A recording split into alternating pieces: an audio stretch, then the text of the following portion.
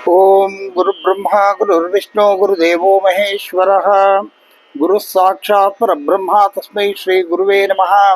गुरुवे सर्वलोकानां विषजे भवरोगिणां निधये सर्वविद्यानां दक्षिणामूर्तये नमः। अज्ञानतिमिरान्धस्य ज्ञानाञ्जनशलाकया चक्षुरुन्मीलितं येन तस्मै श्री गुरुवे नमः।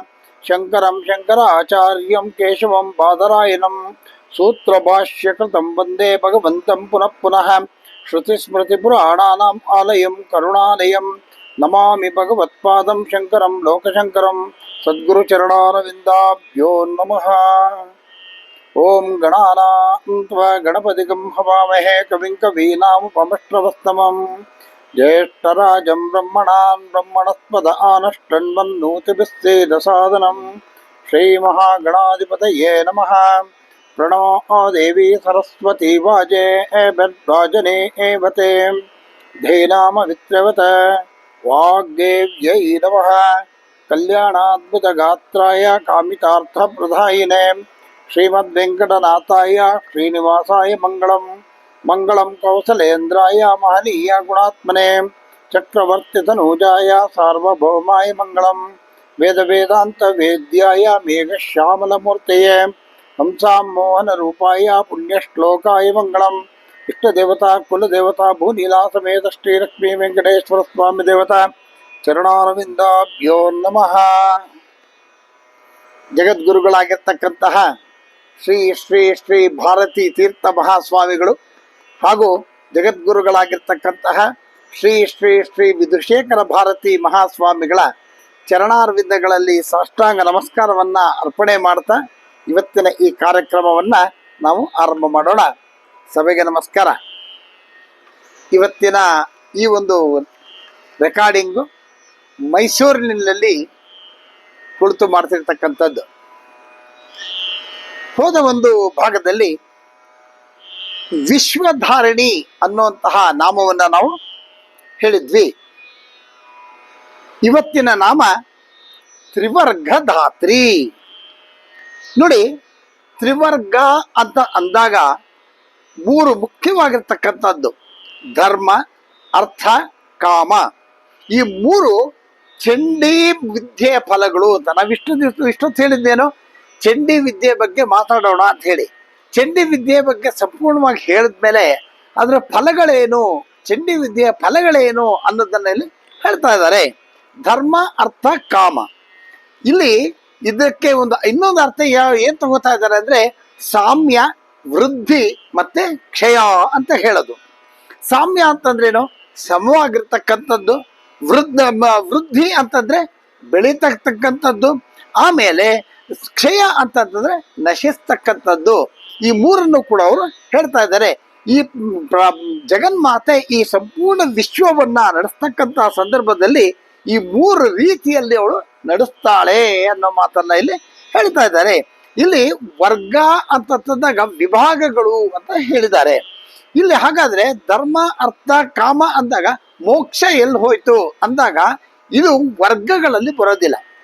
ಮೋಕ್ಷ ಅಂತಕ್ಕಂಥದ್ದು ಚತುರ್ವಿಧ ಪುರುಷಾರ್ಥಗಳಲ್ಲಿ ಬರ್ತಕ್ಕಂಥದ್ದು. ಹಾಗಾಗಿ ಈ ಒಂದು ಮೋಕ್ಷವನ್ನ ಇಲ್ಲಿ ಇನ್ನೊಂದು ವಿಶೇಷತೆ ಏನ್ ತಿಳ್ಕೋಬೇಕು ಅಂತಂದ್ರೆ, ನೋಡಿ, ಧರ್ಮ, ಅರ್ಥ ಮತ್ತೆ ಕಾಮ ಇದೆರಡೂ ಕೂಡ ಸ್ವಾರ್ಥಕ್ಕೆ ಬೇಕಾಗಿರ್ತಕ್ಕಂಥದ್ದು ರಿಕ್ವೈರ್ಮೆಂಟ್. ನಮ್ಮ ಒಂದು ಕಾಮ ರಿಕ್ವೈರ್ಮೆಂಟ್ ಅದನ್ನ ಎರಡು ಸೇರಿಸಿದಾಗ ಏನಾಗತ್ತೆ, ಇದು ಮೂರು ಕೂಡ ಒಂದು ಕಡೆನೆ ಆಗೋಗುತ್ತೆ. ಹಾಗಾಗಿ ಧರ್ಮ, ಅರ್ಥ, ಕಾಮ, ಮೋಕ್ಷ ತಗೊಂಡಾಗ್ಲೂ ಕೂಡ ಆ ಎರಡು ಒಂದು ಸೇರಿದಾಗ ಇದು ಮೂರು. ಹಾಗಾಗಿ ಇದು ತ್ರಿವರ್ಗ. ಇಂತಹದನ್ನ ಕೊಡ್ತಕ್ಕಂತಹವಳು ಯಾರು ಅಂದ್ರೆ ತ್ರಿವರ್ಗ ಧಾತ್ರಿ, ಜಗನ್ಮಾತೆ ಆಗಿರ್ತಕ್ಕಂತಹ ಲಲಿತಾ ತ್ರಿಪುರ ಸುಂದರಿ. ಮುಂದಿನ ನಾಮ ಸುಭಗ. ನೋಡಿ, ತಾಯಿಯ ವಿದ್ಯೆ ಸುಭಗ ಅಂದ್ರೆ ಸೌಭಾಗ್ಯ ವಿದ್ಯೆ. ತಾಯಿ ಜಗನ್ಮಾತೆ ಆಗಿರ್ತಕ್ಕಂತಹ ಲಲಿತಾ ತ್ರಿಪುರ ಸುಂದರಿ ಸೌಭಾಗ್ಯ ರೂಪಿಣಿ. ಇಲ್ಲಿ ಭಗ ಅಂತಂದಾಗ ಐಶ್ವರ್ಯ ಅಂತ ಹೇಳ್ತಾರೆ. ಆಮೇಲೆ ಇಲ್ಲಿ ಸು ಅಂತಂದ್ರೇನು? ಒಳ್ಳೆಯದು. ಐಶ್ವರ್ಯ ಅಂತಂದ ತಕ್ಷಣ ಯಾವ್ಯಾವ ರೀತಿ ಕೂಡ ಐಶ್ವರ್ಯಗಳು ಸಂಪಾದನೆ ಮಾಡ್ಬೋದು. ಆದ್ರೆ ಈ ಒಂದು ಸು ಅಂತನ್ನುವಂಥ ಪದ ಬಳಸುವಾಗ ಬಹಳ ಮುಖ್ಯವಾಗಿ ನಾವು ಅರ್ಥ ಮಾಡ್ಕೋಬೇಕಾಗಿರ್ತಕ್ಕಂಥದ್ದು ಏನು ಅಂತಂದ್ರೆ ಉತ್ತಮವಾಗಿರ್ತಕ್ಕಂತಹ ಐಶ್ವರ್ಯ.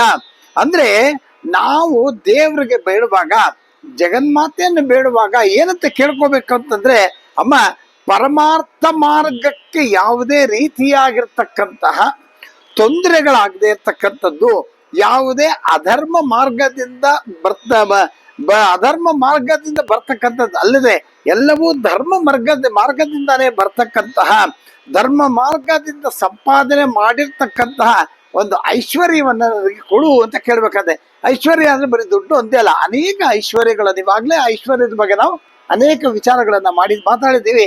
ಹಾಗಾಗಿ ಧರ್ಮಬದ್ಧವಾಗಿ ಧರ್ಮದಿಂದ ಸಂಪಾದನೆ ಮಾಡಿರ್ತಕ್ಕಂತಹ ಐಶ್ವರ್ಯವನ್ನು ನನಗೆ ಕರುಣಿಸ್ತಾಯಿ ಅನ್ನೋ ಮಾತನ್ನ ಇಲ್ಲಿ ಕೇಳ್ತಾ ಇದ್ದಾರೆ. ಅದೇ ಸುಭಗ ಅಂತಂದಾಗ ಧರ್ಮಬದ್ಧವಾಗಿ ಸಂಪಾದನೆ ಮಾಡ್ತಕ್ಕಂಥದ್ದು, ಹಾಗೆ ಆ ಧರ್ಮಬದ್ಧದಿಂದ ಸಂಪಾದನೆ ಮಾಡಿರ್ತಕ್ಕಂಥ ಆಹಾರವನ್ನ ಸೇವಿಸ್ತಕ್ಕಂಥದ್ದು. ಹಾಗಾಗಿ ಇಂತಹ ಧರ್ಮ ಮಾರ್ಗದಿಂದ ಸಂಪಾದನೆ ಮಾಡಿದ್ದು, ಧರ್ಮ ಮಾರ್ಗದಿಂದ ಸೇವನೆ ಮಾಡ್ತಕ್ಕಂಥ ಆಹಾರ, ಇದರಿಂದ ಏನ್ ಸಿಗತ್ತೆ ಅಂತಂದ್ರೆ ಒಳ್ಳೆಯ ಜ್ಞಾನ ಪ್ರಾಪ್ತವಾಗತ್ತೆ, ಒಳ್ಳೆಯ ಆರೋಗ್ಯ ಪ್ರಾಪ್ತವಾಗತ್ತೆ, ಒಳ್ಳೆಯ ವಿವೇಕ ಪ್ರಾಪ್ತವಾಗತ್ತೆ, ಒಳ್ಳೆಯ ವೈರಾಗ್ಯ, ಕಡೆಯಲ್ಲಿ ವೈರಾಗ್ಯ ಪ್ರಾಪ್ತವಾಗತ್ತೆ. ಹಾಗಾಗಿ ಈ ಸುಭಗ ನಾಮಕ್ಕೆ ಇನ್ನೂ ಅನೇಕ ನಾಮಗಳನ್ನ, ಅರ್ಥಗಳನ್ನ ಕೊಡ್ತಾ ಇದ್ದಾರೆ.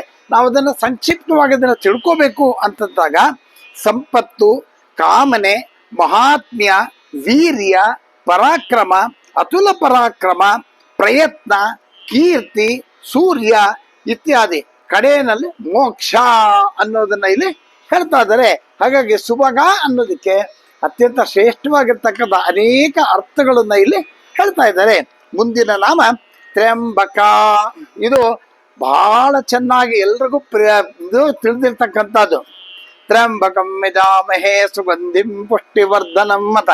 ಈ ತ್ರ್ಯಂಬಕ ಅಂತ ಅಂತಿದ್ದಂಗೆನೆ ನಾವು ಗೊತ್ತಾಗ್ಬಿಡುತ್ತೆ, ಆ ಮಂತ್ರ ಜ್ಞಾಪಕ ಬಂದ್ಬಿಡುತ್ತೆ. ಆದ್ರೆ ಆ ತ್ರ್ಯಂಬಕ ಯಾರು? ಪರಮೇಶ್ವರ. ಆ ತ್ರ್ಯಂಬಕನಿಗೆ ಅರ್ಧಾಂಗಿ, ತ್ರ್ಯಂಬಕನಿಗೆ ಪತ್ನಿ ಆಗಿರೋದ್ರಿಂದ ಆಕೆ ತ್ರ್ಯಂಬಕ.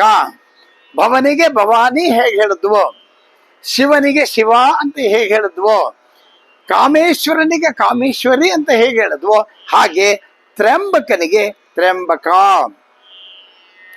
ನೋಡಿ, ಆ ರೀತಿಯಾಗಿರ್ತಕ್ಕಂಥ ಹೆಸರು ಬಂತು ಅಂತ ಹೇಳ್ತಾ ಇದ್ದಾರೆ. ಈ ದೇವಿಗೆ ಈ ಹೆಸರು ಯಾಕೆ ಬಂತು ಅನ್ನೋದಕ್ಕೆ ದೇವಿ ಪುರಾಣ ಏನ್ ಹೇಳುತ್ತೆ ಅಂತಂದ್ರೆ, ಸೋಮ ಸೂರ್ಯಾನಲ ಸ್ತ್ರೀಣಿ ಎನ್ನೇತ್ರಾಣ್ಯಂಬಿಕಾ ನಿಸಾ ಅಂತ ಹೇಳ್ತಾರೆ. ತೇನ ದೇವಿ ತ್ರ್ಯಂಬಕೇತಿ ಮುನಿಬಿ ಪರಿಕೀರ್ತಿತ ಅಂತ ಹೇಳಿ. ಅಂದ್ರೆ ಅಂಬಿಕಾ ಅಂತಂದಾಗ ಕಣ್ಣುಗಳು, ಅಂಬಿಕಾ ಅಂತಂದಾಗ ಕಣ್ಣುಗಳು, 3 ಕಣ್ಣುಗಳನ್ನು ಹೊಂದಿರತಕ್ಕಂಥದ್ದು ತ್ರ್ಯಂಬಿಕಾ. 3 ಕಣ್ಣುಗಳು, ತ್ರಿಯ ಅಂದ್ರೇನು?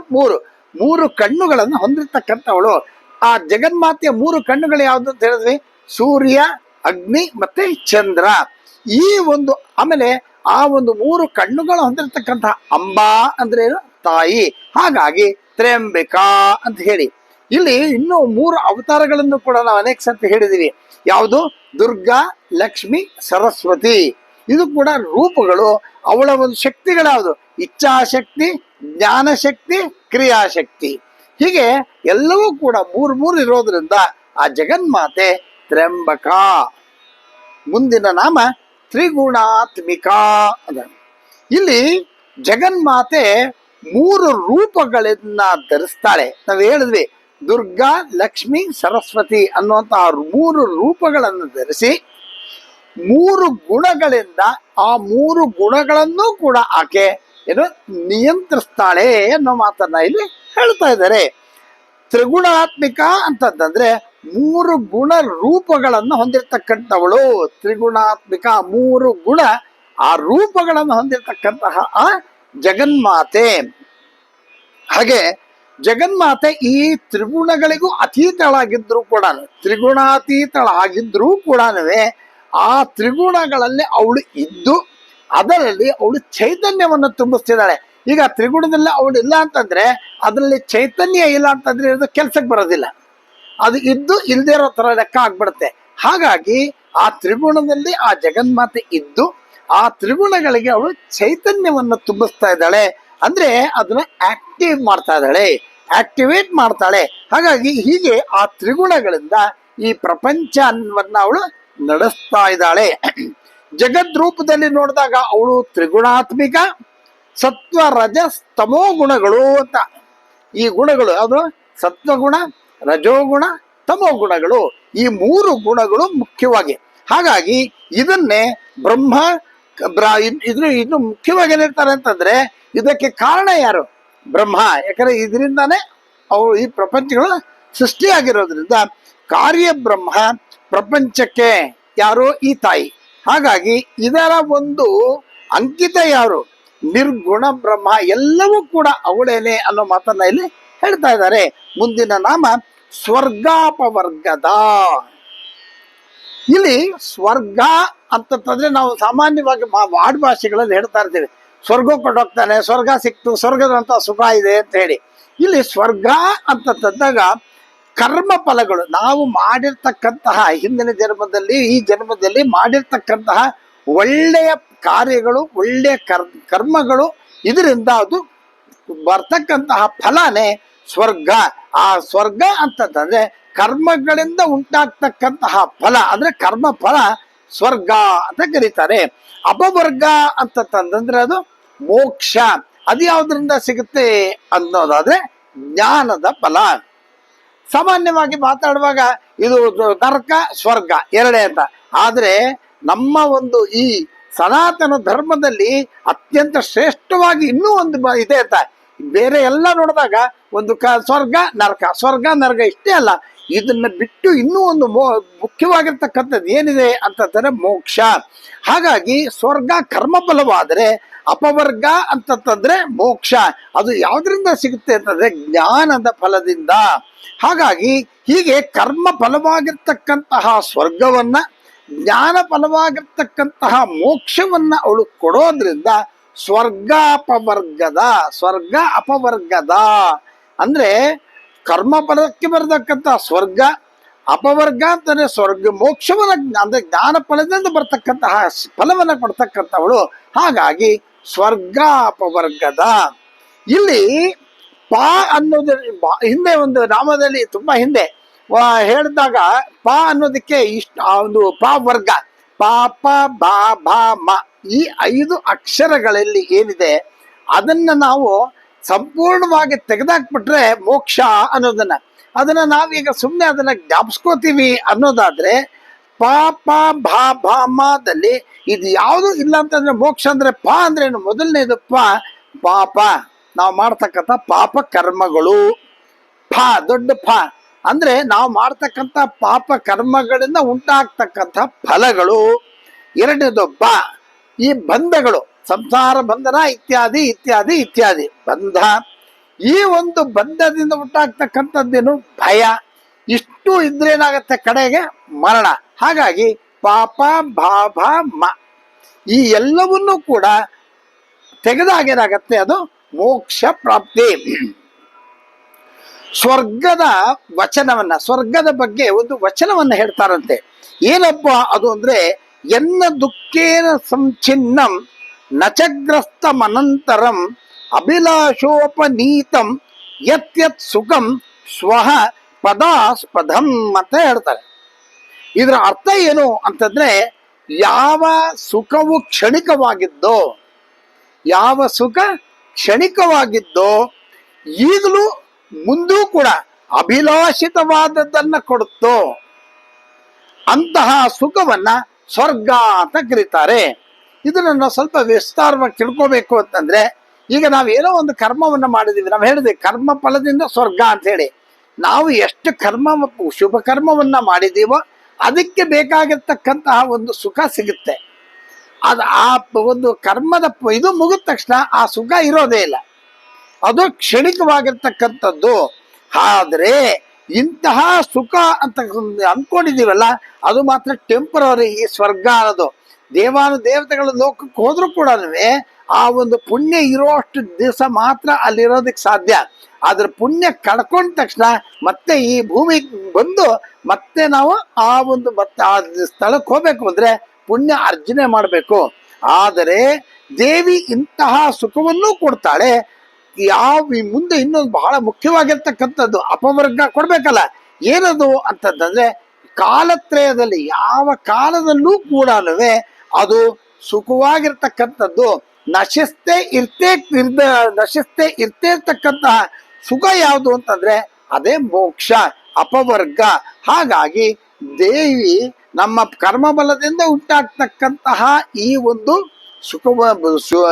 ಸ್ವರ್ಗವನ್ನು, ನಮ್ಮ ಒಂದು ಜ್ಞಾನದಿಂದ ಸಿಗ್ತಕ್ಕಂತಹ ಫಲವಾಗಿರ್ತಕ್ಕಂತಹ ಮೋಕ್ಷವನ್ನು ಎರಡನ್ನೂ ಕರುಣಿಸೋದ್ರಿಂದ ಆ ಜಗನ್ಮಾತೆ ಸ್ವರ್ಗಾಪವರ್ಗದ. ಮುಂದಿನ ನಾಮ ಶುದ್ಧ. ನೋಡಿ, ಈ ಅತೀತವಾಗಿರ್ತಕ್ಕಂತಹ ಸ್ಥಿತಿ ಹೇಗಿರುತ್ತೆ ಅಂತಂದ್ರೆ ಶುದ್ಧ. ನಾವೀಗಾಗಲೇ ಹೇಳಿದ್ವಿ, ಅತೀತವಾಗಿರ್ತಕ್ಕಂಥ ಸ್ಥಿತಿ ಯಾವುದು? ಶುದ್ಧವಾಗಿರುತ್ತೆ. ಯಾವಾಗಲೂ ಕೂಡ ಅದ್ರಲ್ಲಿ ಯಾವುದೇ ಕಲ್ಮಶ ಇರೋದಿಲ್ಲ. ಸೃಷ್ಟಿಯಲ್ಲಿ ಪ್ರತಿ ಸುಖದ ಜೊತೆದು ಕೂಡ ಒಂದು ದುಃಖ ಇದ್ದೇ ಇರತ್ತೆ ಅಂತ ಹೇಳಿದ್ವಿ. ಹಿಂದಿನ ಒಂದು ನಾಮದಲ್ಲಿ ಹೇಳ್ತಾ ಇದ್ದಾಗ ಹೇಳಿದ್ವಿ, ಯಾವ್ದಾದ್ರು ಒಂದು ಸುಖ ಇರುತ್ತೆ ಅಂದ್ರೆ ಅದು ಹಿಂದೆನೆ ಒಂದು ದುಃಖ ಜೊತೆನಲ್ಲೇ ಇರ್ತಾರೆ, ಕಾಣಿಸ್ಕೊಳ್ಳಲ್ಲ. ಸಂದರ್ಭ ಬಂದಾಗ ಅದರದ್ದು ಡಾಮಿನೇಷನ್ ಜಾಸ್ತಿ ಆಗೋದಾಗ ನಮ್ಗೆ ಅದ್ರ ಬಗ್ಗೆ ದುಃಖ ಉಂಟಾಗುತ್ತೆ. ಹಾಗೆ ಉದಾಹರಣೆಗೆ ನಮ್ಮ ಹತ್ರ ತುಂಬಾ ಆಸ್ತಿ ಇದೆ, ಅಂತಸ್ತಿದೆ ಅಂದಾಗ ಯಾರು ಕದ್ಬಿಡ್ತಾರೋ, ಯಾರದನ್ನ ಕಿತ್ಕೊಂಡ್ಬಿಡ್ತಾರೋ, ಏನಾಗುತ್ತೋ ಅನ್ನೋಂಥ ಭಯ. ಇಲ್ಲಿ ಸುಖ ಇದ್ರೂ ಕೂಡ ಪಕ್ಕದಲ್ಲೇ ಅದು ಭಯ ಉಂಟಾಗಿರುತ್ತೆ. ಹಾಗಾಗಿ ಪ್ರತಿ ಸುಖದ ಜೊತೆನಲ್ಲೂ ಕೂಡ ಒಂದೊಂದು ದುಃಖ ಏರ್ಪಾಡಾಗಿ ಹಿಂದೆನೆ ಇರುತ್ತೆ ಅನ್ನೋ ಮಾತಲ್ಲ. ಇಲ್ಲಿ ಅಪಾಪವಿದ್ಧಂ ಶುದ್ಧಂ ಅಂತ ಹೇಳ್ತಾರೆ. ಯಾವ ವಿಧವಾದ ದೋಷವಿಲ್ಲದ್ದು ಅಂತ ಅರ್ಥ. ಹಾಗಾದ್ರೆ ಶುದ್ಧ ಅಂದ್ರೇನು? ಯಾವುದೇ ವಿಧವಾಗಿರ್ತಕ್ಕಂತಹ ದೋಷ ಇಲ್ಲದೆ ಇರ್ತಕ್ಕಂಥದ್ದಾದ್ರೆ ಶುದ್ಧ. ಬಿಳಿಯಾಗಿರ್ತಕ್ಕಂತಹ ಒಂದು ಹಾಳೆ, ಅದರಲ್ಲಿ ಯಾವುದೇ ಒಂದು ಡಾಟ್ ಕೂಡ, ಕಪ್ಪು ಚುಕ್ಕೆ ಇಲ್ಲ ಅಂತ ಅನ್ನೋದಾದ್ರೆ ಅದು ಶುದ್ಧ. ಅಂದ್ರೇನು? ಯಾವುದೇ ವಿಧವಾಗಿರ್ತಕ್ಕಂತಹ ದೋಷ ಇಲ್ಲದೆ ಇದ್ರೆ ಅದು ಶುದ್ಧ. ಅಕಸ್ಮಾತ್ ಒಂದು ಸಣ್ಣ ದೋಷ ಇದ್ರೂ ಕೂಡ ಅದು ಶುದ್ಧ ಅಂತ ಕರೆಯಲ್ಪಡೋದಿಲ್ಲ. ಹಾಗಾಗಿ ನಿತ್ಯ ಮುಕ್ತ, ನಿರ್ವಿಕಾರ, ನಿಷ್ಪ್ರಪಂಚ, ನಿರಾಶ್ರಯ, ನಿತ್ಯ ಮುಕ್ತವಾಗಿರ್ತಕ್ಕಂಥದ್ದು ಪರಬ್ರಹ್ಮ ಸ್ವರೂಪವು ಎಲ್ಲದಕ್ಕಿಂತಲೂ ಕೂಡ ಅತ್ಯಂತ ಶ್ರೇಷ್ಠವಾಗಿರ್ತಕ್ಕಂಥದ್ದು, ಅತೀತವಾಗಿರ್ತಕ್ಕಂಥದ್ದು ಅದೇ ಶುದ್ಧ. ಹಾಗೆ ಅದು ಶಾಂತ ಕೂಡ ಆಗಿರುತ್ತೆ. ಆಮೇಲೆ ಮಾಯಾ ಅಂತಕ್ಕಂತಹ ಮಲಿನ ಇಲ್ಲದೆ ಇರ್ತಕ್ಕಂಥದ್ದು. ನೋಡಿ, ನಮ್ಗೆಲ್ಲ ಮಾಯಾ ರೂಪದಲ್ಲಿ ನಮ್ಗೆ ಅನೇಕ ರೀತಿಯಲ್ಲಿ ಬಾಧೆ ಇರೋದ್ರಿಂದ ನಮಗೆ ಸುಖ ಅನ್ನೋದಿಲ್ಲ, ಶುದ್ಧ ಅನ್ನೋದಿಲ್ಲ. ಹಾಗಾಗಿ ಇಲ್ಲಿ ಮಾಯಾ ಅನ್ನುವಂತಹ ಮಲಿನ ಇಲ್ಲದೆ ಇರ್ತಕ್ಕಂಥದ್ದು. ನಾವು ಹೇಳಿದ್ವಿ ಬಿಳಿ ಹಾಳೆ ಮೇಲೆ ಕಪ್ಪು ಡಾಟ್ ಅಂತ ಕಪ್ಪು ಡಾಟ್ ಯಾವುದು? ಮಾಯಾ. ಅಂತಹ ಮಾಯಾ ಇಲ್ಲದೆ ಇರ್ತಕ್ಕಂತಹ, ಮಾಯಾ ಅನ್ನೋ ಮಲಿನ ಇಲ್ಲದೆ ಇರ್ತಕ್ಕಂಥದ್ದು, ತ್ರಿಗುಣಗಳು ಇಲ್ಲದೆ ಇರ್ತಕ್ಕಂಥದ್ದು. ನಾವು ಹೇಳಿದ್ವಿ ತ್ರಿಗುಣಗಳು ಯಾವ್ಯಾವುದು ಅಂತ ಹೇಳಿ. ಹಾಗಾಗಿ ಕಾಮ, ಈ ಮೂರು ಇಲ್ಲದೆ ಇರ್ತಕ್ಕಂಥದ್ದು. ಹಾಗಾಗಿ ಆಮೇಲೆ ಇಂತಹ ತತ್ವವನ್ನ ಏನಂತ ಕರೀತಾರೆ? ಪರಬ್ರಹ್ಮ. ಅದು ಯಾವಾಗಲೂ ಶುದ್ಧ ಅಂತ ಹೇಳಿ. ಈಗಾಗಲೇ ನಾವು ಅನೇಕ ಅಶುದ್ಧ ಇರ್ತಕ್ಕಂಥ ಪದಗಳನ್ನು ಬಳಸಿ ಇಂಥದ್ದೆಲ್ಲ ಮಲಿನಗಳು, ಅದು ಶುದ್ಧ ಅಲ್ಲ ಅಂತ ಯಾವ ಜೊತೆ ಇದೆ ಅದಾರು ಅಂಥದ್ದು ಒಂದಿದ್ರು ಕೂಡ ಅದು ಮಲಿನ ಅಂತ ಹೇಳಿದ್ವಿ, ಅದು ಅಶುದ್ಧ ಅಂತ ಹೇಳಿದ್ವಿ. ಆದ್ರೆ ಯಾವುದೇ ರೀತಿಯಾಗಿರ್ತಕ್ಕಂತಹ ಮಾಯಾ ಮಲಿನ ಇಲ್ಲದೆ ಇರ್ತಕ್ಕಂಥದ್ದು, ತ್ರಿಗುಣಗಳು ಇಲ್ಲದೆ ಇರ್ತಕ್ಕಂಥದ್ದು, ಇಂತಹ ಎಲ್ಲ ತತ್ವಗಳನ್ನು ಹೊಂದಿರ್ತಕ್ಕಂತಹ ಪರಬ್ರಹ್ಮ ಸ್ವರೂಪ ಯಾವ ರೀತಿ ಇರುತ್ತೆ ಅಂತಂದ್ರೆ ಶುದ್ಧವಾಗಿರುತ್ತೆ. ಹಾಗಾಗಿ ಈ ಇದುವರೆಗೂ ಕೂಡ ಜಗತ್ತನ್ನ ಸೇರಿಸಿ, ಇದುವರೆಗೂ ಕೂಡ ನಾವೇನೇನು ಮಾಡಿದ್ವಿ? ಜಗತ್ತನ್ನು ಸೇರಿಸಿ ಪರಮಾತ್ಮ ಏನು ಅಂತ ನಾವು ಕಲ್ತ್ಕೊಂಡಂಗಾಯ್ತು. ಅಲ್ಲಿಂದ ಮುಂದಕ್ಕೆ ಈ ಜಗತ್ತನ್ನು ನಾವು ಇನ್ನೂ ಸ್ವಲ್ಪ ಅರ್ಥ ಮಾಡ್ಕೋಬೇಕು ಅಂತಂದಾಗ, ಈ ಜಗತ್ತು ಅಂತಕ್ಕಂಥದ್ದನ್ನ ತೆಗೆದು ಬಿಟ್ರೆ ಜಗತ್ತಿನಲ್ಲಿ ಮಲಿನಾನೂ ಇದೆ, ಪರಮಾತ್ಮನೂ ಇದೆ. ಆಗ ಈ ಜೊತೆನಲ್ಲಿ ಎರಡು ಇದೆ. ಜಗತ್ತಿನಲ್ಲಿ ಆ ಪರಮಾತ್ಮ ಅನ್ನೋದಿದೆ. ಆ ಪರಮಾತ್ಮ ಅನ್ನೋದನ್ನ ನಾವು ನೋಡ್ಬೇಕು ಅನ್ನೋದಾದ್ರೆ ನಾವೇನ್ ಮಾಡ್ಬೇಕು? ಈ ಜಗತ್ತಿನ ಅದನ್ನ ಪಕ್ಕಕ್ಕೆ ಸರಿಸಿದಾಗ ಅದು ನಮ್ಗೆ ಆ ಪರಮಾತ್ಮ ಕಾಣುತ್ತೆ. ಒಂದು ಉದಾಹರಣೆ ತಗೋಬೇಕು ಅಂತಂದ್ರೆ, ಯಾವ್ದಾದ್ರು ಒಂದು ಒಳ್ಳೆಯ ಒಂದು ದಿವಸಗಳಲ್ಲಿ ನಮಗೊಂದು ಪ್ರೆಸೆಂಟೇಶನ್ ಕೊಡ್ತಾರೆ ಅಂತ ಇಟ್ಕೊಳ್ಳೋಣ. ಪ್ರೆಸೆಂಟೇಶನ್ ಕೊಡುವಾಗ ಮೇಲ್ಗಡೆ ಅಷ್ಟು ಚೆನ್ನಾಗಿ ಅದನ್ನ ಪ್ಯಾಕಿಂಗ್ ಮಾಡಿರ್ತಾರೆ, ನೋಡೋದಕ್ಕೆ ಸುಂದರವಾಗಿರುತ್ತೆ. ಆದ್ರೆ ನಾವು ಅದನ್ನ ನೋಡಿ ಸಂತೋಷ ಪಡ್ತೀವಿ, ಆಹಾ ಎಷ್ಟು ಚೆನ್ನಾಗಿದೆ ಅಂತ. ಅಂದ್ರೆ ಪ್ರಪಂಚ ನಾವು ಎಷ್ಟು ಚೆನ್ನಾಗಿದೆ ಅಂತ ಆ ಪ್ರಪಂಚವನ್ನು ನೋಡ್ತೀವಿ, ಆ ಪ್ರೆಸೆಂಟೇಶನ್, ಆ ಪ್ಯಾಕಿಂಗ್ ನೋಡಿ. ಆದ್ರೆ ನಮ್ಮ ಎಲ್ಲ ಕಾನ್ಸಂಟ್ರೇಷನ್ ಎಲ್ಲಿರುತ್ತೆ? ಆ ಪ್ರೆಸೆಂಟೇಶನ್ ಬಾಕ್ಸ್ ನ ಓಪನ್ ಮಾಡಿದಾಗ ಒಳಗಡೆ ಏನಿದೆ ಅನ್ನುವಂಥ ಕುತೂಹಲ, ಆ ಬಾಕ್ಸ್ಗಿಂತ ಕೂಡ ಕಾಸ್ಟ್ಲಿ. ಅಂತಹ ಬಹಳ ಚೆನ್ನಾಗಿರ್ತಕ್ಕಂಥದ್ದು ಏನೋ ಇದೆ ಅನ್ನುವಂಥ ಕುತೂಹಲದಲ್ಲಿ ಆ ಬಾಕ್ಸ್ ಅನ್ನ ಓಪನ್ ಮಾಡಿದಾಗ ಏನಾಗುತ್ತೆ, ನಾವು ಆ ಬಾಕ್ಸ್ ಅಲ್ಲಿ ಇರ್ತಕ್ಕಂತಹ ಆ ಒಂದು ಪ್ರೆಸೆಂಟೇಶನ್ ನಾವು ತಗೋತೀವಿ.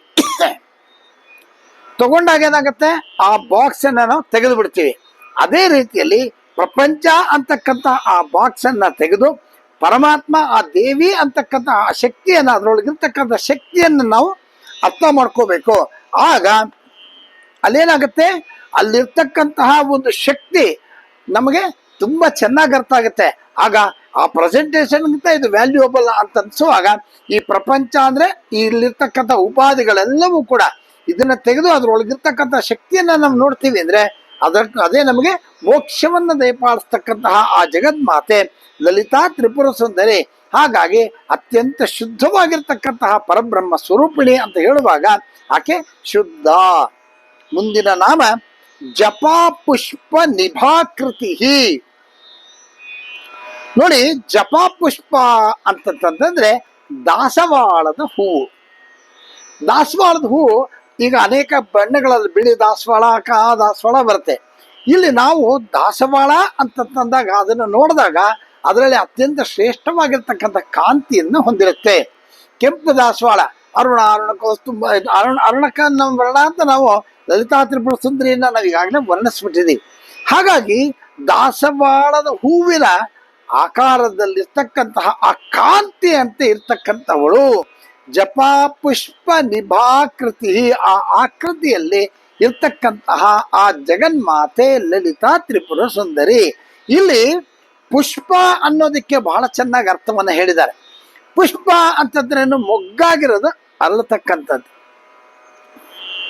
ಅಂದ್ರೆ ವಿಕಸನ ಹೊಂದತಕ್ಕಂಥದ್ದು. ಪುಷ್ಪ ಪುಷ್ಪಂ ವಿಕಾಸನ ಧನದಶ್ಚ ವಿಮಾನೆ ಕುಸುಮೆ ಅರ್ಥವೇಣಿ ಅಂತ ಹೇಳ್ತಾರೆ. ಏನಿದು ಇದರ ಅರ್ಥ ಅಂದ್ರೆ, ಪುಷ್ಪ ಅಂತಂತಂದ್ರೆ ವಿಕಸನ ಹೊಂದತಕ್ಕಂಥದ್ದು. ಧನದಶ್ಚ ವಿಮಾನೆ ಅಂದ್ರೆ, ಧನದಶ್ಚ ಅಂದ್ರೆ ಯಾರು? ಕುಬೇರ, ಧನಾಧಿಪತಿ ಕುಬೇರ. ಅವನ ಹತ್ರ ಇರತಕ್ಕಂಥ ವಿಮಾನ ಯಾವುದು? ನಮ್ಗೆಲ್ಲ ಗೊತ್ತೇ ಇದೆ, ಪುಷ್ಪಕ ವಿಮಾನ. ಅವನ ಹತ್ರ ಇರ್ತಕ್ಕಂಥ ಪುಷ್ಪಕ ವಿಮಾನವನ್ನ ಅವನ ಸಹೋದರನಾಗಿರ್ತಕ್ಕಂಥ ರಾವಣ ನೋಡ್ಬಿಟ್ಟು ಬಹಳ ಆಸೆ ಪಡ್ತಾನಂತೆ. ಆಸೆ ಪಟ್ಟು ಅವನದನ್ನ ಕಿತ್ಕೊಂಡು ಹೋಗ್ತಾನೆ, ಅವನ್ನ ಸೋಲಿಸಿ. ಹಾಗಾಗಿ ಆ ಒಂದು ಧನದಶ್ಚ, ಆ ಕುಬೇರನ ಹತ್ರ ಇರ್ತಕ್ಕಂತಹ ವಿಮಾನ ಯಾವುದು ಅಂತಂದ್ರೆ ಪುಷ್ಪಕ ವಿಮಾನ. ಆಮೇಲೆ ಇನ್ನೊಂದು ಏನು ಅಂತಂದ್ರೆ ಕುಸುಮೆ, ಅಂದ್ರೆ ಕುಸುಮ ಅಂತಂದ್ರೆ ನಮಗ್ ಗೊತ್ತು, ಹೂವು ಅಂತ. ಆಮೇಲೆ ಆದ್ರಿಂದಾನೆ ಆ ಜಗನ್ಮಾತೆ ಜಪಾ ಪುಷ್ಪ ನಿಭಾಕೃತಿ ಅಂತ.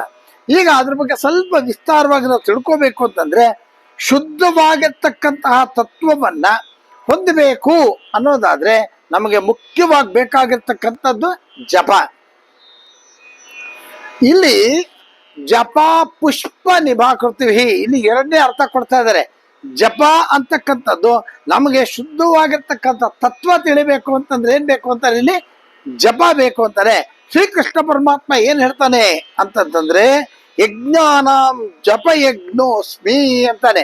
ಅನೇಕ ಯಜ್ಞಗಳು ಮಾಡ್ತೀವಿ, ಹೋಮ ಹವನಗಳು ಇತ್ಯಾದಿ ಇತ್ಯಾದಿ ಯಜ್ಞಗಳೆಲ್ಲ ಮಾಡ್ತೀವಿ. ಆದ್ರೆ ಅದರಲ್ಲಿ ಜಪಯಜ್ಞ ಬಹಳ ಶ್ರೇಷ್ಠ ಅಂತ ಹೇಳ್ತಾರೆ. ಯಾತಕ್ಕೋಸ್ಕರ ಶ್ರೇಷ್ಠ ಅಂತಂದ್ರಾಗ ನೋಡಿ, ಯಜ್ಞಗಳು ಅನ್ನೋದಾದ್ರೆ ಯಾವ ದೇವರನ್ನ ಉದ್ದೇಶಿಸಿ ನಾವು ಯಜ್ಞವನ್ನ ಮಾಡ್ತೀವಿ, ಯಾವ ದೇವರನ್ನ ಉದ್ದೇಶಿಸಿ ಯಜ್ಞವನ್ನು ಮಾಡುವಾಗ ಆಯಾಯ ಯಜ್ಞಕ್ಕೆ ಬೇಕಾಗಿರ್ತಕ್ಕಂತಹ ಹೋಮದ ಸಲಕರಣೆಗಳು, ಪೂಜಾ ಸಲಕರಣೆಗಳು, ಆ ಹೋಮದ ಬಗ್ಗೆ ತಿಳಿದಿರ್ತಕ್ಕಂತಹ ಜ್ಞಾನಿ ಅಥವಾ ಒಳ್ಳೆ ಪುರೋಹಿತ ಎಲ್ಲರನ್ನೂ ಸರಿ ಹೊಂದಿಸ್ಕೊಂಡು ಅದಕ್ಕೆ ಬೇಕಾಗಿರ್ತಕ್ಕಂತಹ ಜಾಗ ಇತ್ಯಾದಿ ಇತ್ಯಾದಿ ಇತ್ಯಾದಿ ಎಲ್ಲವನ್ನು ಹೊಂದಿಸ್ಕೊಂಡು ಮಾಡಬೇಕು. ಆದ್ರೆ ಈ ಜಪ ಯಜ್ಞ ಅಂತಂತಂದ್ರೆ ತಾನು ತನ್ನ ಮನಸ್ಸಿನಲ್ಲಿ ಅಂದ್ಕೊಂಡಿರ್ತಕ್ಕಂತಹ ಆ ಒಂದು ದೇವರನ್ನ ಜಪದ ಮೂಲಕ ಯಜ್ಞವನ್ನ ಮಾಡ್ತಕ್ಕಂಥದ್ದು. ಇದು ಬಹಳ ಸುಲಭ. ಹಾಗಂತ ಅಂದ್ಬಿಟ್ಟು ಯಾರು ಯಜ್ಞಗಳು ಮಾಡಬೇಡಿ, ಬರೀ ಜಪ ಮಾಡ್ಕೊಂಡು ಕೂತ್ಕೊಳ್ಳಿ ಅಂತ ಅಲ್ಲ. ಪ್ರತಿಯೊಂದಕ್ಕೂ ಅದರದೇ ಆಗಿರ್ತಕ್ಕಂಥದ್ದು ಒಂದು ವಿಷಯ ಇದೆ. ಹಾಗಾಗಿ ಯಜ್ಞಗಳು ಮಾಡಬೇಕು. ಆದ್ರೆ ಈ ಜಪಯಜ್ಞಗಳು ಬಹಳ ಸುಲಭದಲ್ಲಿ ಮಾಡ್ತಕ್ಕಂಥದ್ದು ಅಂತ.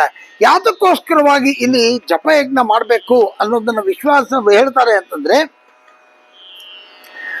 ಈ ಜಪಗಳನ್ನ ಮಾಡ್ತಾ ಮಾಡ್ತಾ ಒಂದೇ ಸರ್ತಿ ಬರೋದಿಲ್ಲ. ಈ ಜಪಗಳನ್ನ ಮಾಡ್ತಾ ಮಾಡ್ತಾ ಮಾಡ್ತಾ ಮಾಡ್ತಾ ಮನಸ್ಸು ವಿಕಸನ ಹೊಂದುತ್ತೆ. ಅಂದ್ರೆ ಹೂವು ಮೊಗ್ಗಾಗಿರ್ತಕ್ಕಂತಹ ಈ ಮನಸ್ಸು ಜಪಗಳನ್ನ ಮಾಡ್ತಾ ಮಾಡ್ತಾ ಮಾಡ್ತಾ ಮಾಡ್ತಾ ಅದು ವಿಕಸನವನ್ನು ಹೊಂದುತ್ತೆ.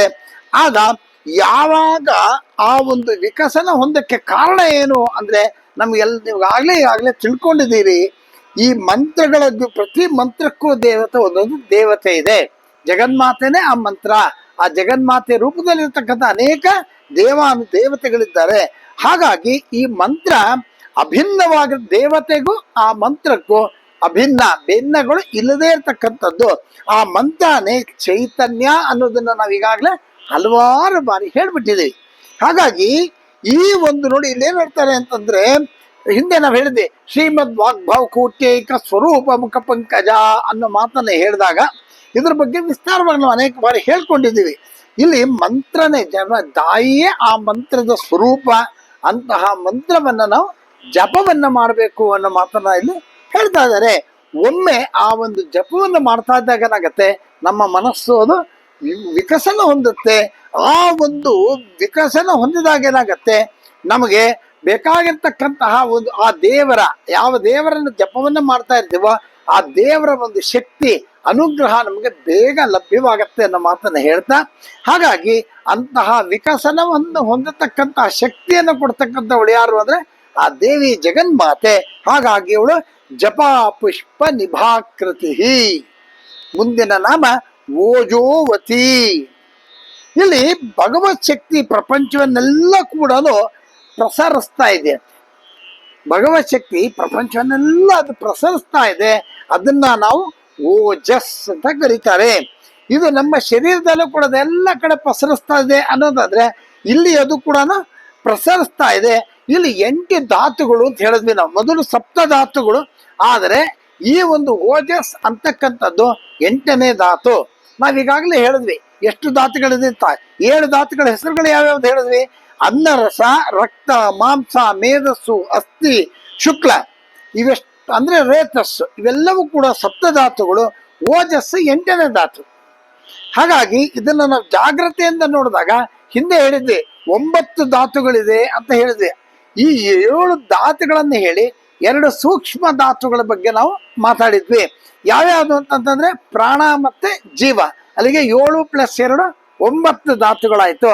ಆದ್ರಿಂದ ಈ ಪ್ರಾಣ, ಜೀವ, ಓಜಸ್ಸು, ಶುಕ್ಲ ಈ 4 ಸೇರಿದಾಗ ಏನಾಗತ್ತೆ, ಅದು ಶಿವಸ್ವರೂಪ. ಹಾಗಾಗಿ ಈ ಒಂದು 9 ಧಾತುಗಳಲ್ಲಿ ಮುಖ್ಯವಾಗಿ ಪ್ರಾಣ ಮತ್ತೆ ಜೀವ ಸೇರಿದಾಗ ಏನಾಗುತ್ತೆ, ಪ್ರಾಣ ಮತ್ತೆ ಜೀವ ಸೇರಿದಾಗ ಏನಾಗತ್ತೆ, ಅದು ಓಜಸ್ಸು ಉಂಟಾಗತ್ತೆ. ಅದೇನೆ ಭಗವತ್ ಶಕ್ತಿ. ಮಾನವನ ಶರೀರದಲ್ಲಿ ಈ ಪಂಚೇಂದ್ರಿಯಗಳನ್ನ ಒಟ್ಟಾಗಿ ಸೇರಿಸಿದಾಗ ಅದನ್ನ ಹಿಡಿದು ನಡೆಸ್ತಕ್ಕಂತಹ ಆ ಒಂದು ಪಟುತ್ವ ಏನಿದೆ ಅದನ್ನ ಏನ್ ಕರೀತಾರೆ, ಓಜಸ್ ಅಂತ ಕರೀತಾರೆ. ಅದಿದ್ರೇನು ಅಂತಂದ್ರೆ ಅದರಿಂದಾನೇ ಅದು ಸಹಸ್ಸು ಸಾಧ್ಯತೆ ಇದೆ ಅಂದರೆ. ಇಲ್ಲಿ ಸಹಸ್ಸು ಅಂತಂದ್ರೆ ಏನು ಅಂತಂದ್ರೆ ಅನುಸರ್ತಕ್ಕಂಥದ್ದು ಮತ್ತೆ ಭರಿಸ್ತಕ್ಕಂತಹ ಒಂದು ಶಕ್ತಿ ಅನ್ನೋ ಮಾತನ್ನ. ಓಜಸ್ಸು ಮತ್ತೆ ಸಹಸ್ಸು ಎರಡೂ ಕೂಡ ಚಿಚ್ಚಕ್ತಿಯ ಸ್ವರೂಪಗಳು. ಹಾಗೇನೆ ಪ್ರಪಂಚ ಇದೆರಡರಲ್ಲೇ ನಡೆಸ್ತಾ ಇರೋದು. ಓಜಸ್ಸು ಮತ್ತೆ ಸಹಸ್ಸು ಇದೆರಡರಲ್ಲೇ ಈ ಪ್ರಪಂಚ ನಡೆಸ್ತಾ ಇದೆ ಅನ್ನೋ ಮಾತನ್ನು ಹೇಳ್ತಾರೆ. ನಾವು ಸಂಧ್ಯಾ ವಂದನೆ ಮಾಡುವಾಗ ಏನ್ ಹೇಳ್ತೀವಿ, ಓಜೋಸಿ ಸಹೋಸಿ ಬಲಮಸಿ ಭ್ರಾಜೋಸಿ ಅಂತ ಹೇಳ್ತೀವಿ. ಅಂದ್ರೆ ತಾಯಿ ನನಗೆ ಓಜಸ್ಸು ಸಹಸ್ಸು ಎರಡನ್ನೂ ಕೂಡ ಕೊಡುಕ ತಾಯಿ. ಹಾಗಾಗಿ ಈ ಓಜಸ್ಸು ಸಹಸ್ಸಿನಿಂದ ಉಂಟಾಗ್ತಕ್ಕಂತಹ ಬಲ ಅದೇ ನೀನು ತಾಯಿ. ಆಮೇಲಿಂದ ಅದರಿಂದ ಆ ಬಲದಿಂದ ಬರ್ತಕ್ಕಂಥದ್ದೇನು ಶಕ್ತಿ, ಆ ಶಕ್ತಿನೂ ಕೂಡ ನೀನೇ ಅಂತ ಹೇಳಿ. ಆಮೇಲೆ ಇನ್ನೊಂದು ವಿಷಯ ಏನು, ಅಲ್ಲಿಂದ ಮುಂದಕ್ಕೆ ಏನ್ ಹೇಳ್ತಾರೆ ಅಂದ್ರೆ, ನನಗೊಬ್ಬರಿಗೆ ಅಲ್ಲದೆ ದೇವತೆಗಳಿಗೂ ಕೂಡ ನೀನು ಕರುಣಿಸ್ತಕ್ಕಂತಹ ಆ ತಾಯಿ. ಹಾಗಾಗಿ ನಾವೇನ್ ಹೇಳ್ತೀವಿ, ದೇವಾನಾಂ ಧಾಮನಾಮಾಸಿ ಅಂತ ಹೇಳ್ತೀವಿ. ಹಾಗಾಗಿ ಇಂತಹ ಅತ್ಯಂತ ಶಕ್ತಿಯುತವಾಗಿರ್ತಕ್ಕಂತಹ ಆ 8ನೇ ಧಾತುವಿನ ರೂಪದಲ್ಲಿರ್ತಕ್ಕಂತಹ ಆ ಜಗನ್ಮಾತೆ ಓಜೋವತಿ. ಮುಂದಿನ ನಾಮ ದ್ಯುತಿಧರ. ನೋಡಿ, ಇಲ್ಲಿ ದ್ಯುತಿ ಅಂತಂದ್ರೆ ಕಾಂತಿ. ಸಪ್ತಧಾತುಗಳನ್ನ ನಮ್ಮ ಶರೀರದಲ್ಲಿದ್ದಾಗ ಅದು ಸರಿಯಾಗಿ ಕೆಲಸ ಮಾಡ್ತಾ ಇದ್ದಾಗ ಅದು ದ್ಯುತಿ. ಎಲ್ಲ ಧಾತುಗಳು ಚೆನ್ನಾಗಿ ಕೆಲಸ ಮಾಡ್ತಾ ಇದೆ ಅಂದ್ರೆ ನಮಗೆ ಆಟೋಮೆಟಿಕ್ ಆಗಿ ಕಾಂತಿ ಬರುತ್ತೆ. ಅಕಸ್ಮಾತ್ ಯಾವ್ದಾದ್ರು ಒಂದು ಧಾತು ಕೆಲಸ ಮಾಡಲಿಲ್ಲ ಅನ್ನೋದಾದ್ರೆ ಅವಾಗೇನಾಗುತ್ತೆ, ಕಳೆ ಕುಂದುತ್ತೆ. ಹಾಗಾಗಿ ಎಲ್ಲ ಧಾತುಗಳು ಕೂಡ ಸರಿಯಾಗಿರ್ತಕ್ಕಂಥ ಮಾರ್ಗದಲ್ಲಿ ಕೆಲಸ ಮಾಡಲಿ ಅನ್ನುವಂತಹ ಒಂದು ಆಶೀರ್ವಾದವನ್ನು ಮಾಡಿ ನಮಗೆ ಅನುಗ್ರಹಿಸ್ತಕ್ಕಂತಹ ಆ ಶಕ್ತಿ ಯಾರಪ್ಪ ಅಂದ್ರೆ ದ್ಯುತಿಧರ ಅಂತ ಕರೀತಾರೆ. ಮುಂದಿನ ನಾಮ ಯಜ್ಞ ರೂಪ.